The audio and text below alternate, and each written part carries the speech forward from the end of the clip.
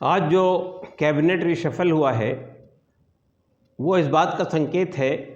कि कोविड-19 में जो बहुत बड़े पैमाने पर हेल्थ के मामले में मिसमैनेजमेंट हुआ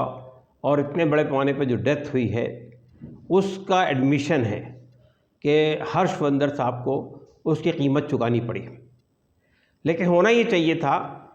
कि जो कुछ पिछले 2 साल में हमारे देश में हुआ है, चाहे वो कोविड का मामला हो, चाहे इकनॉमी की यानी हालत ख़राब हो, चाहे जॉब्स ख़त्म हो रहे हों, चाहे फॉरेन लेवल के ऊपर में हमारी पोजीशन ख़राब हुई हो, इसमें कायदे से प्राइम मिनिस्टर को और होम मिनिस्टर को रिज़ाइन करना चाहिए था। इसलिए कि ये जो कुछ भी हमारे देश में हो रहा है वो कम्प्लीटली सेंट्रलाइज है, वो सब कुछ प्रधानमंत्री की तरफ से और सब कुछ होम मिनिस्टर के ज़रिए से हो रहा है। दूसरी बात ये है कि ये जो रिशफल हो रही है इसमें एक चीज़ और सामने रखी गई है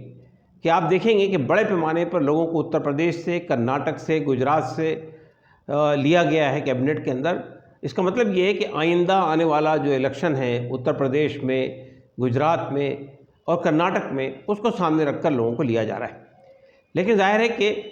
मोदी सरकार का जो फेल्यूर है इकनॉमी में, जो फेल्यूर है हेल्थ केयर में, जो फेल्यूर है जॉब क्रिएशन में और जो फेल्यूर है फॉरेन पॉलिसी को लेकर फॉरेन सतह पर, उसको